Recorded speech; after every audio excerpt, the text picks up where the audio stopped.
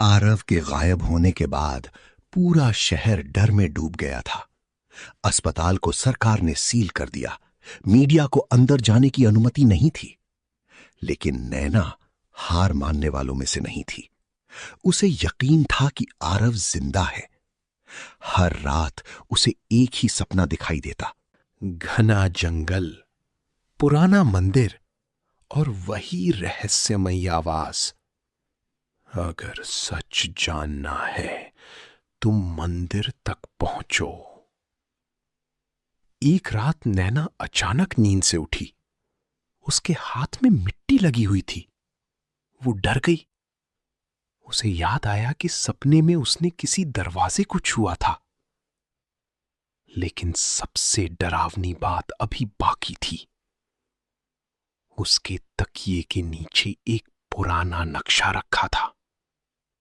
वही नक्शा जो सपने में दिखाई दिया था।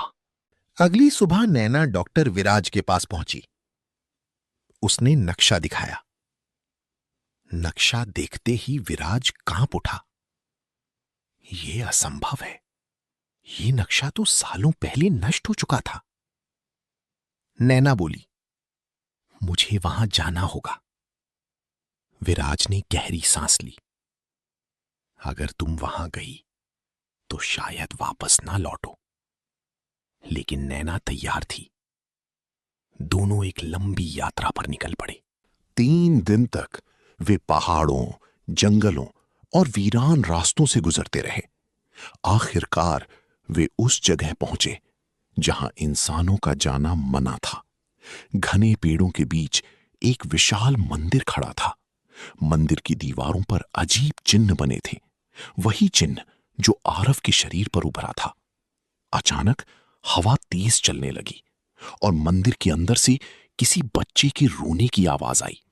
नैना का दिल जोर से धड़कने लगा। जैसे ही दोनों मंदिर के अंदर गए, अचानक पीछे का दरवाजा अपने आप बंद हो गया। चारों तरफ अंधेरा छा गया। तभी सामने आग की मशाल जल उठी। एक बूढ़ा आदमी धीरे धीरे उनके सामने आया। उसकी लंबी सफेद दाढ़ी थी, आंखें लाल चमक रही थीं। उसने भारी आवाज में कहा, तुम आखिर यहां तक पहुंच ही गए। नैना डर गई। आप कौन हैं? बूढ़ा आदमी बोला, मैं इस मंदिर का रक्षक हूं। सदियों से इस रहस्य की रक्षा कर रहा हूं। डॉक्टर विराज ने पूछा, आरव कहां है?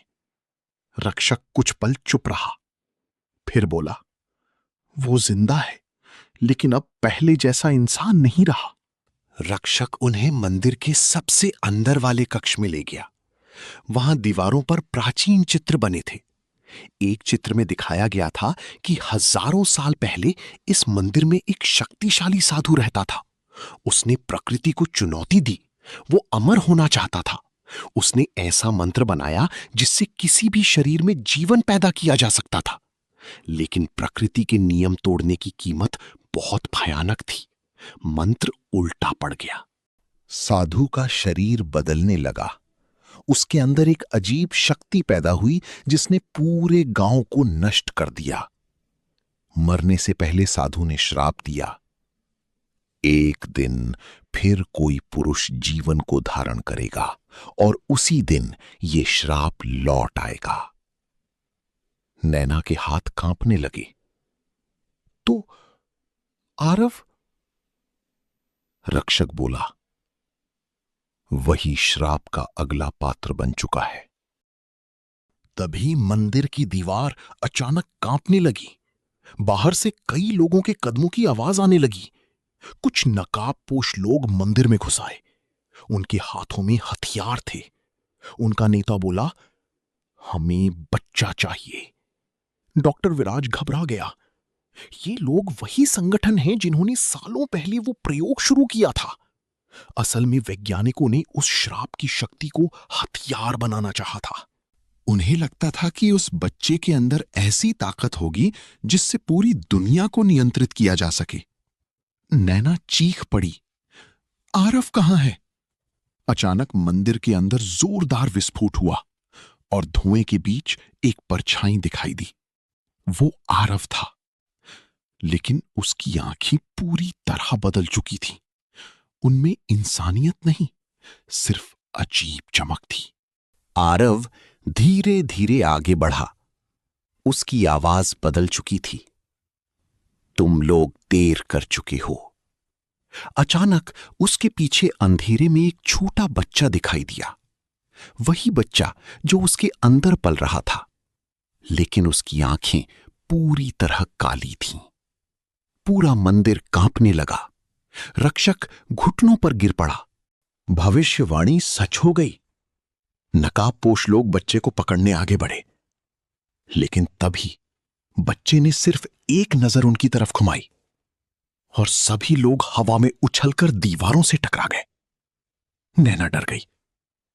ये बच्चा आखिर है क्या? रक्षक बोला, ये सिर्फ बच्चा नहीं, श्राप और शक्ति का संगम है। मंदिर के बीचों बीच जमीन फटने लगी। नीचे एक विशाल दरवाजा दिखाई दिया। रक्षक चिल्लाया, अगर ये द्वार खुल गया तो दुनिया खत्म हो जाएगी। डॉक्टर विराज ने पूछा, इसे बंद कैसे करें? रक्षक बोला, जिस व्यक्ति ने श्राप को जन्म दिया है वही इसे खत्म कर सकता है। सभी की नजर आरव पर गई। आरव की आंखों में आंसू आ गए। वो नैना की तरफ देखने लगा। अगर मैं ये करूं तो शायद मैं हमेशा के लिए खत्म हो जाऊंगा। नैना रो पड़ी, मुझे तुम्हें खोना नहीं है। लेकिन तभी वो बच्चा मुस्कुराया और मंदिर के अंदर अचानक हजारों आवाजें गूंज उठीं।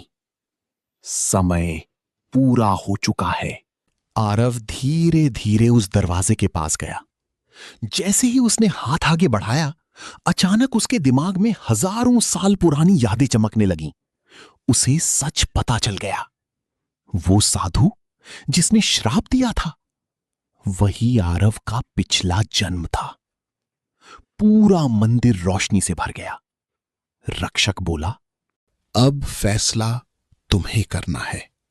या तो श्राप खत्म करो या दुनिया को नई शक्ति के हवाले कर दो। आरव ने आखिरी बार नैना की तरफ देखा, फिर उसने अपनी आंखें बंद कर ली और अगले ही पल मंदिर के अंदर इतनी तेज रोशनी फैली कि सब कुछ सफेद हो गया।